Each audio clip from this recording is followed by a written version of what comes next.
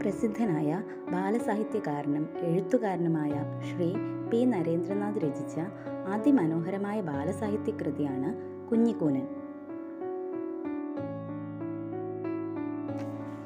ജനനത്തിലെ അമ്മയെ നഷ്ടമായ ശാരീരിക വെല്ലുവിളിയുള്ള കുട്ടിയാണ് ഈ കഥയിലെ കേന്ദ്ര കഥാപാത്രം. അമ്മ മരണപ്പെട്ടത് കുട്ടിയുടെ നാളിൻ്റെ ദോഷമാണെന്ന് ആരോപിച്ച് ജനിച്ച് നാളുകൾ മാത്രം പ്രായമുള്ള ഈ കുഞ്ഞിൻ്റെ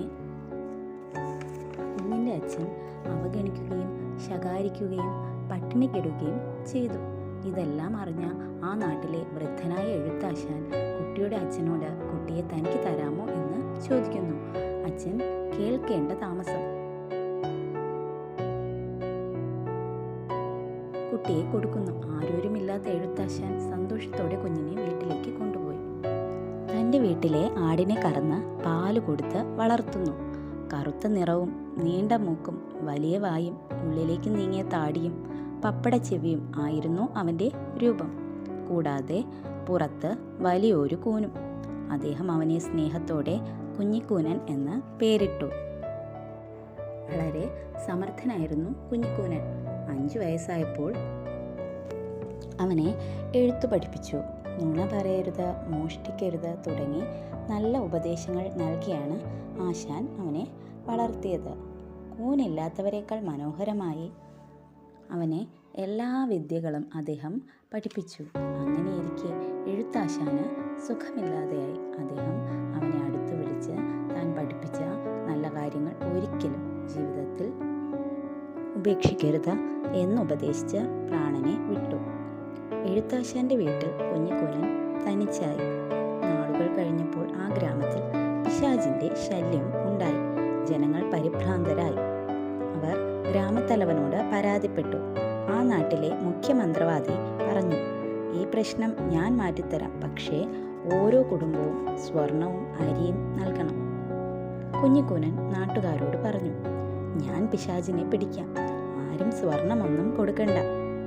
കുഞ്ഞിക്കൂനൻ ധൈര്യശാലിയായിരുന്നു. അവൻ ഒരു കുന്തവുമായി രാത്രി പതുങ്ങിയിരുന്നു. രാത്രിയായപ്പോൾ കഴുത്തിൽ ചെമ്പരത്തിമാലയും ചുള്ളിക്കിരീടവും ധരിച്ചുകൊണ്ട് പിശാച് വന്നു. തൻ്റെ കുന്തം ഉപയോഗിച്ച് കൂനൻ അതിനെ കുത്തി. പിറ്റേന്ന് രാവിലെ ഗ്രാമമുഖ്യന്റെ ഭവനത്തിൽ വെച്ച് കുഞ്ഞിക്കൂനൻ ആരായിരുന്നു പിശാച് എന്ന് തെളിയിച്ചു. മന്ത്രവാദി ഇതിൻ്റെ വിരോധത്തിൽ കുഞ്ഞിക്കൂനൻ്റെ വീട് കത്തിച്ചു. കൂനൻ ഒരു വൃദ്ധനോടൊപ്പം യാത്രയാകുന്നു. ആ വൃദ്ധൻ ഒരു കൊള്ളക്കാരനായിരുന്നു. കൂനനെ കാളിക്ക് ബലി നൽകാനായിരുന്നു ആ പദ്ധതി.